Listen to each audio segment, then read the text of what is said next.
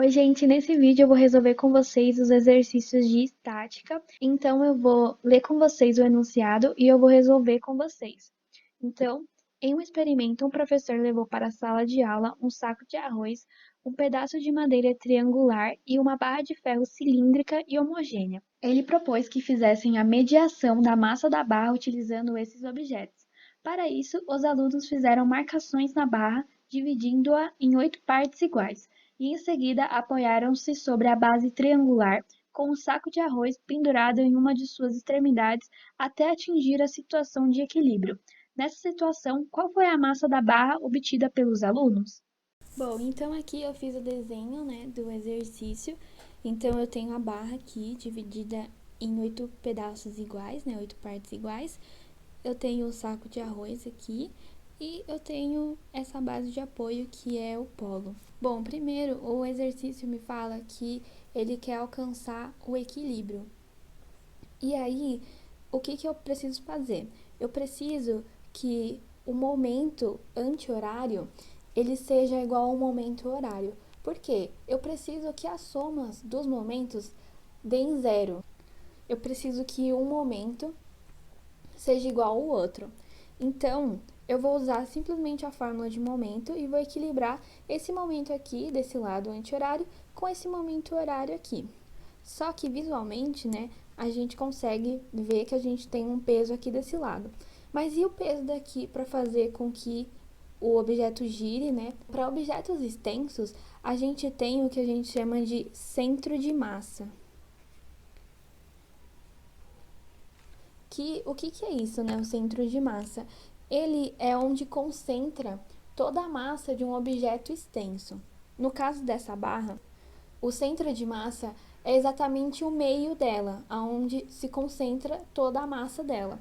Então, o centro da massa é exatamente aqui, ó, centro de massa, que ele vai realizar um peso.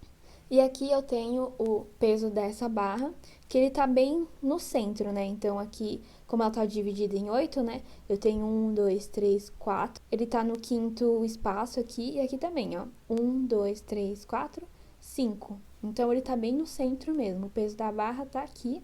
E aí, o que eu faço, né? Eu simplesmente coloco tudo dentro da fórmula. Então, o momento anti-horário, ele tem que ser igual ao momento horário. E aí, né, se você for analisar, o momento anti-horário é esse aqui. Por quê, né? Porque a gente tá aqui com essa balança, essa gangorra, né? Eu vou fingir que o polo é aqui o meu dedo. E aí eu vou fazer força só para esse lado, né? Então, fazendo força, né, ele vai girar para esse lado aqui, que é o sentido anti-horário. E aí o contrário, né? O peso da barra tá aqui, né? E para fazer girar, né, eu vou fazer força e aí ele vai girar para o lado horário. Então é assim que a gente descobre que sentido as forças realizam o momento. Então, aqui a gente tem o momento anti-horário e o momento horário, e eu só vou botar na fórmula. Momento igual a força vezes o braço. E aí, a força que eu tenho aqui, né, desse lado anti-horário, é a força-peso. E o peso eu calculo igual a massa vezes a gravidade. Eu tenho a massa desse saco de arroz e eu sei que a gravidade ela é igual a 10 metros por segundo ao quadrado.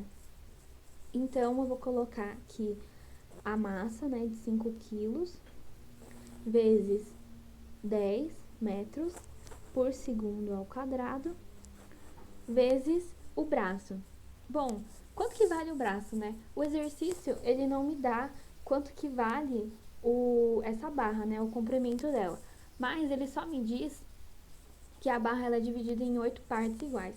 E então eu posso considerar que a barra, ela vale 8 metros. Mas por que, né? 8 metros, né? O 8 porque a gente está dividindo ela em 8 partes iguais e metros só para a gente continuar no sistema internacional. Então, só para vocês entenderem, aqui vale 1 metro, 2 metros, 3 metros, 4 metros, 5, 6, 7, 8.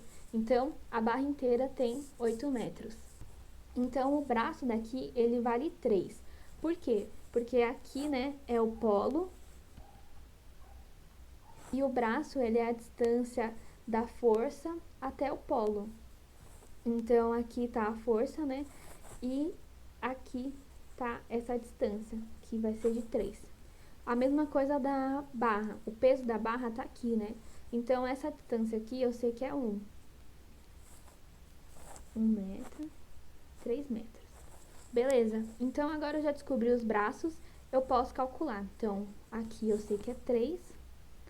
E aí, o momento, né, horário, ele também é a mesma coisa. Força vezes o braço, no caso, essa força é o peso da barra. Como eu não sei, né, nem a massa, nem o peso, eu coloco desse jeito aqui. Eu coloco a massa da barra, que é o que o exercício quer saber, vezes a gravidade, porque peso é igual a massa vezes gravidade, então é 10 metros por segundo ao quadrado, vezes o braço, que é 1 metro. Agora, simplesmente eu vou resolver essa conta aqui. Para facilitar, eu vou cancelar esse 10 metros por segundo ao quadrado com esse aqui. E aí, eu vou isolar essa massa da barra para poder calcular. Então, eu isolei a massa da barra, passei 1 metro dividindo tudo isso aqui. E aí, eu posso cortar 1 metro com metro. A massa da barra é igual a 5 vezes 3, que é 15. E a unidade que me sobrou é quilo, que é realmente a unidade de massa. Então, eu sei que a massa da barra equivale a 15 quilos, que é a nossa alternativa E.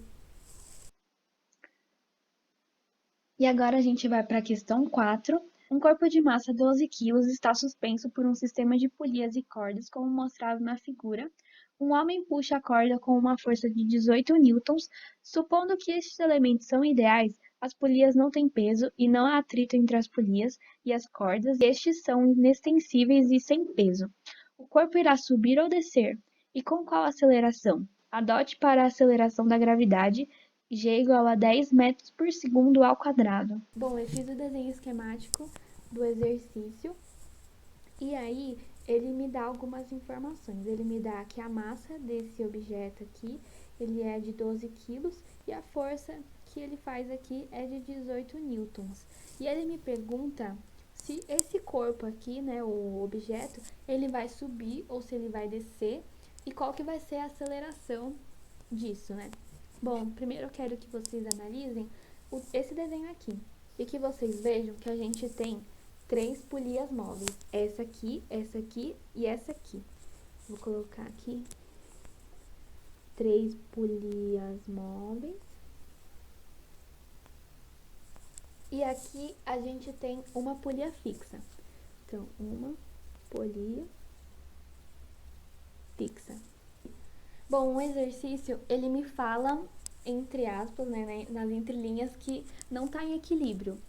E por que eu sei disso, né? Porque ele me pergunta se vai subir ou se vai descer. Então, numa situação de equilíbrio, ele não sobe nem desce. Então, ele me perguntando isso, eu sei que não está em equilíbrio esse sistema aqui. Mas, então, para fins de cálculo, eu vou considerar que ele está em equilíbrio. Por quê? Porque para fazer os cálculos, eu vou começar contando por aqui. E aí, eu vou ver se essa força que no final eu calcular vai ser maior ou menor que essa força que será aplicada aqui, que é essa força de 18 newtons. Bom, se a força que eu precisar for maior que 18 newtons, então essa força aqui não vai ser suficiente para conseguir puxar todo esse sistema. Então, esse bloco vai descer. Só que se a força que eu encontrar, ela for menor que 18 newtons, esses 18 newtons vão vencer essa força aqui que eu preciso do sistema. Então, o sistema ele vai subir. Eu acho que ficou um pouco confuso, mas com os cálculos eu acredito que vocês vão conseguir entender melhor. Primeiro eu quero que vocês analisem todas as forças que estão agindo nesse sistema, lembrando que polia móvel, ela distribui a tração por 2 e polia fixa, ela simplesmente transporta a tração por todo o fio. Então, aqui a gente tem o bloco que faz um peso vertical e para baixo, e aqui eu tenho um fio, né, que tem essa tração, que eu vou chamar ela de T. Como é uma polia móvel, eu vou distribuir essa tração por 2. Então, esse T vai ser dividido por 2. E aqui, né, esse fio tá nessa polia, que ela também é móvel e vai distribuir por 2. Então, eu sei que a tração aqui, nesse fio aqui e nesse fio aqui, ela é igual a T dividido por 4. Por quê, né? T dividido por 2 dividido por 2 é T dividido por 4. E aqui eu tenho outra polia móvel, que também vai dividir a tração por 2.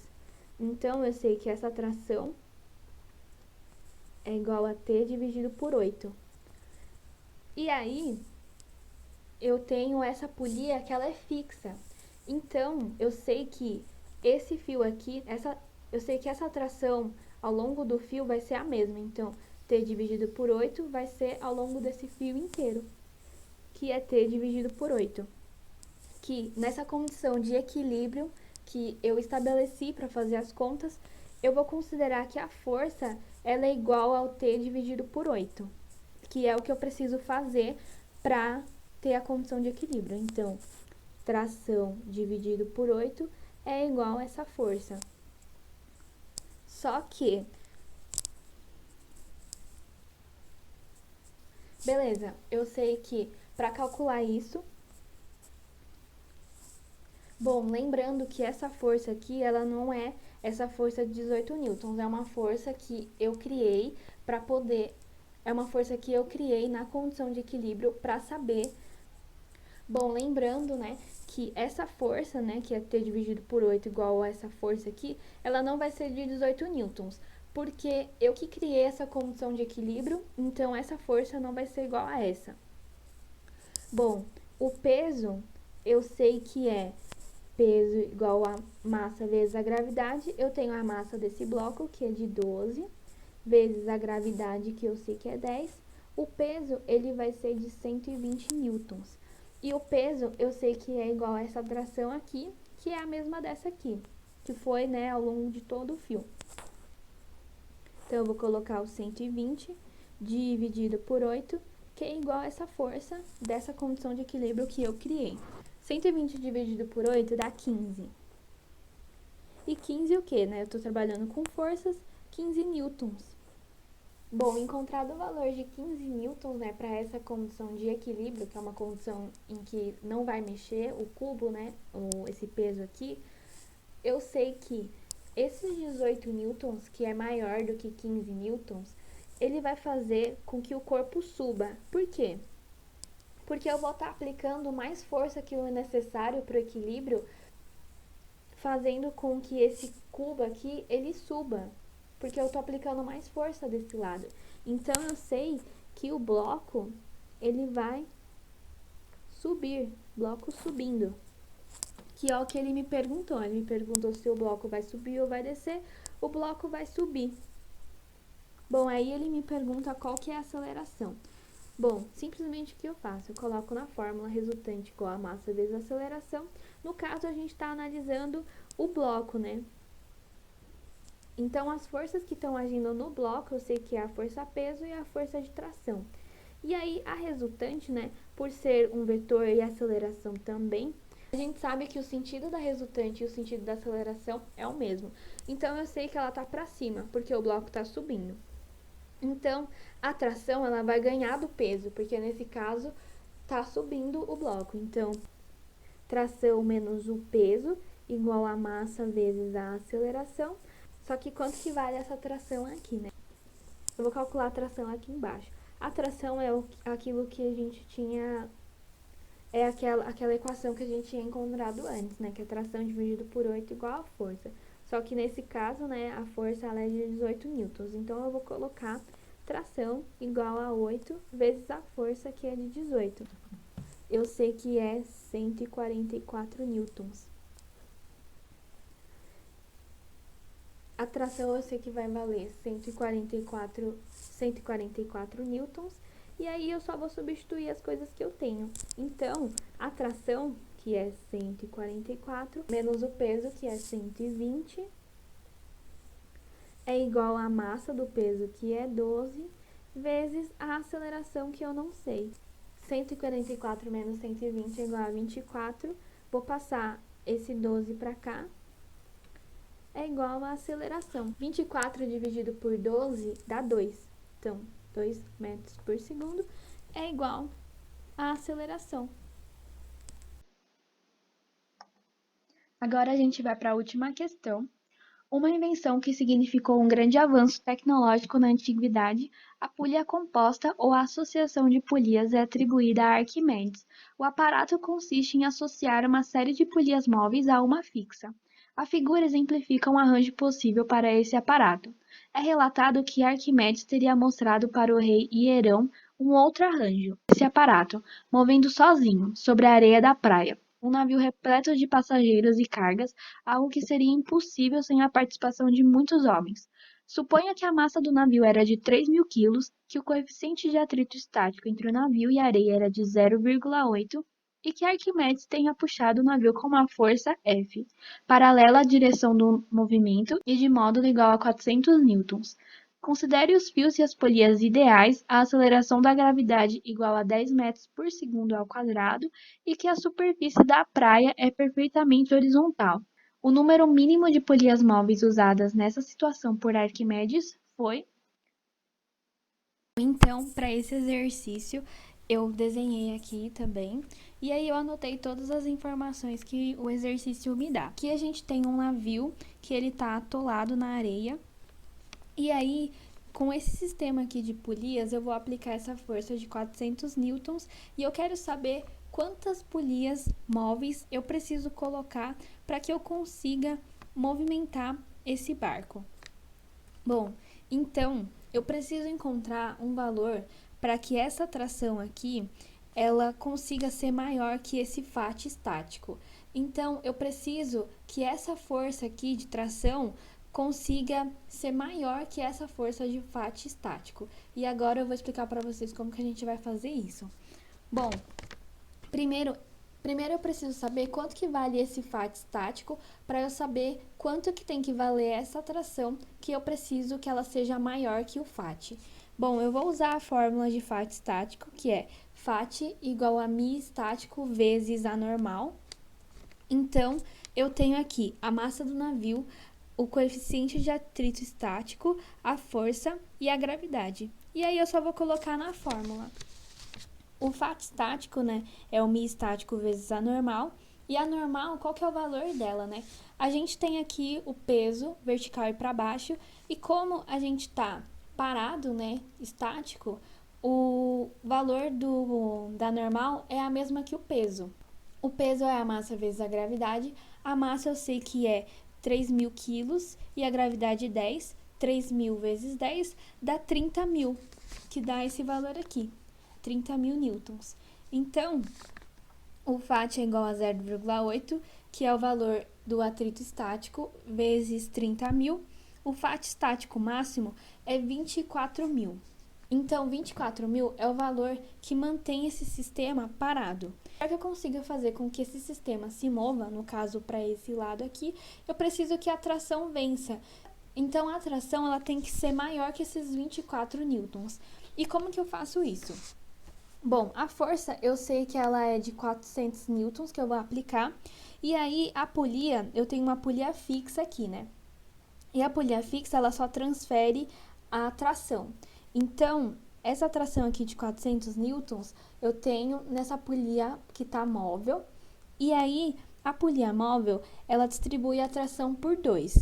E aí eu sei que a tração nesse fio é 400 newtons e essa aqui também é 400 newtons, porque eu estou numa polia móvel. E aí, juntando 400 mais 400, vai dar 800 newtons, que é a mesma coisa que a gente fizer ao contrário. Então, eu tenho essa tração aqui de 800 newtons e aí eu tenho uma polia móvel, que eu vou dividir por 2. Então, 400 e 400, eu só estou fazendo o processo ao contrário. E aí, com o desenho de cima, né, eu sei que uma polia móvel tem um valor de 800 newtons e eu vou fazendo com o resto até eu descobrir o valor para alcançar esses 24.000 newtons. Então, duas polias móveis são 1.600 newtons, 3.200 newtons, 6.400 newtons, 12.800 newtons e 25.600 newtons, que é maior que os 24.000 newtons.